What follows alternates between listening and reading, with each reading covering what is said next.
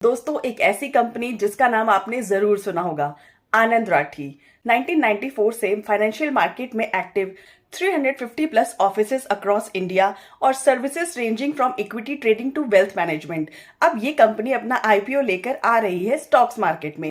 सवाल ये है कि आपको आईपीओ में अप्लाई करना चाहिए या लिस्टिंग गेन का वेट करना चाहिए। चलिए डिटेल्स में समझते हैं। Anand Rathi share and stock broker एक फाइनेंशियल सर्विसेज फर्म है जो 1994 में शुरू हुआ था।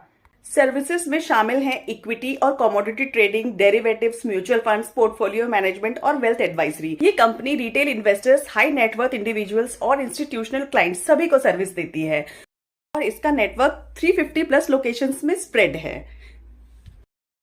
चलिए बात करते हैं आईपीओ डिटेल्स की। ये आईपीओ स्टार्ट हो रहा है 23 टू 25 सितंबर और लिस्टिंग होगी 38 सितंबर को। Price band is 393 to 414 rupees. Minimum investment लगभग 14,900 रुपीज का है for one lot of 36 shares.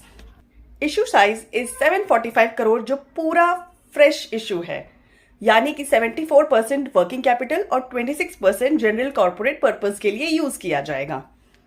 Company के नंबर्स की बात करें तो टोटल एसेट मार्च 2023 में 1600 करोड़ था, जो 2025 में 3300 करोड़ तक पहुंच गया। रेवेन्यू में स्टेडी ग्रोथ है। प्रॉफिट आफ्टर टैक्स भी हर साल इंक्रीज हो रहा है। ये डेटा एक कंसिस्टेंट ग्रोथ का इंडिकेटर है। स्ट्रेंथ है 1994 से ऑपरेशन, स्ट्रॉन्ग ब्रांड और trust factor, wide range of services, large and diversified client base, 350 plus offices, revenue और प्रॉफिट दोनों में अच्छा ग्रोथ है। अब स्ट्रेंथ के साथ साथ रिस्क भी देख लेते हैं। बिजनेस ज्यादातर मार्केट वॉलेटिलिटी पर डिपेंड करता है। रेगुलेटरी एक्शन और कंप्लायंसेस का कॉस्ट रिस्क है। स्ट्रॉन्ग कंपटीशन है, जीरोधा, एंजल वन, ग्रो जैसे प्लेयर्स।